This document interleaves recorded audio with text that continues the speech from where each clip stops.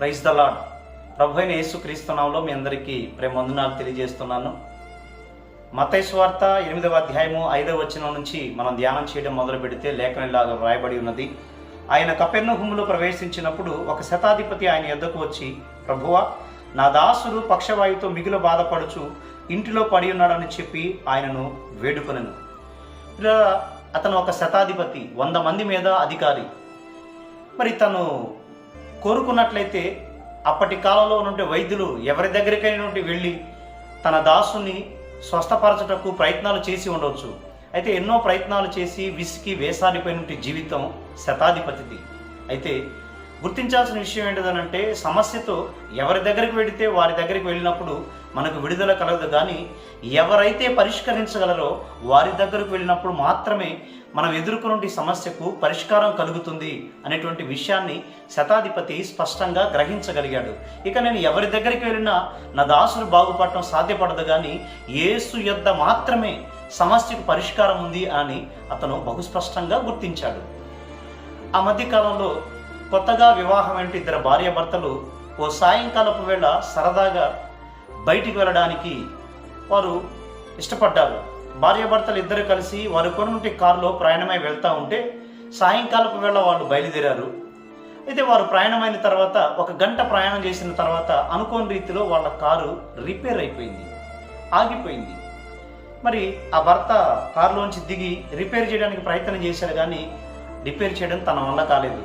మరి ఆ భార్యాభర్తలు ఇద్దరు ఉన్నారు, ఆగిపోయిన కారు ఉంది. ఆ మార్గంలో ప్రయాణం చేసేటువంటి ఎంతోమంది వ్యక్తులు వారి వైపు చూస్తూ, కారు వైపు చూస్తూ కారు ఆగిపోయిందేమో అని గ్రహించి వారికి సహాయపడటానికి వచ్చి కొంతమంది సహాయం చేయడానికి ప్రయత్నం చేశారు, కానీ ఎవరు కూడా ఎన్ని ప్రయత్నాలు చేసినప్పటికీ ఆ కారుని రిపేర్ చేయలేకపోయారు. ఇక చీకటి పడతా ఉంది, ఆ భర్తకి కొంచెం బాధ కలుగుతూ ఉంది, భయంగా కూడా ఉంది. అదే సమయంలో చీకటి పడక మునుపు ఒక వ్యక్తి, ఒక పెద్ద ఆయన కాలినడకన అక్కడి నుంచి ఆ మార్గంలో వెళ్తా ఉన్నాడు. ఆ మార్గంలో వెళ్తా ఉన్నప్పుడు ఆగిన కారును చూశాడు. ఆ కారు పక్కనే ఉన్నటువంటి 2 భార్యాభర్తలను చూశాడు. కారు దాటి ముందుకు కూడా వెళ్ళి వెనక్కు తిరిగి చూస్తే ఆ పెద్ద ఆయనకి వెళ్ళి వీళ్ళు చాలా దీనంగా చూడటం మొదలుపెట్టారు. ఆ పెద్ద ఆయన మరలా వెనుకకు వచ్చి, మే ఐ హెల్ప్ యూ అని అడిగి వారికి సహాయం చేయడానికి సిద్ధపడ్డాడు ఆయన.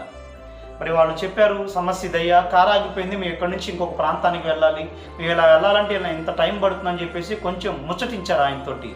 మరి అప్పుడు ఆ పెద్ద ఆయన ఎంతో సమయం పట్టలేదు, 5 నిమిషాల్లో ఆ కార్ని రిపేర్ చేశారు.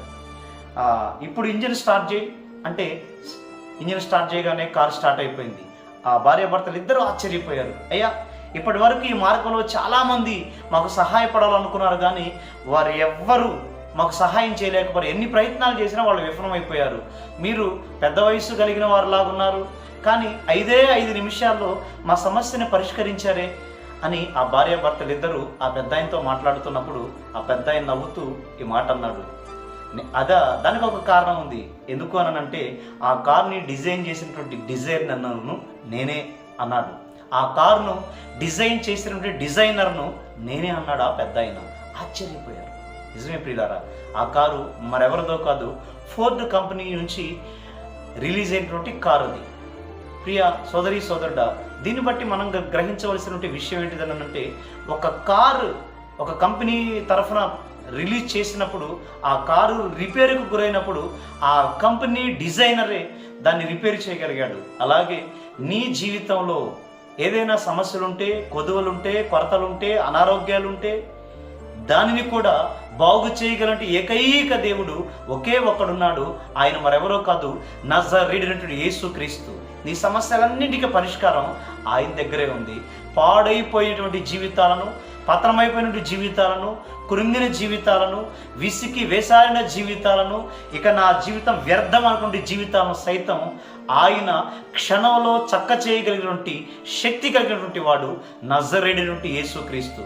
మరి ఈ శతాధిపతి అధికారం కలిగినటువంటి వాడు, డబ్బున్నవాడు అయినప్పటికీ తన దాసును చూసి ఎంతో బాధపడిన పరిస్థితులు, కానీ మాట మాత్రం సెలవిచ్చి శతాధిపతి యొక్క దాసుని క్షణాలలో స్వస్థపరిచాడు నా యేసయ్య.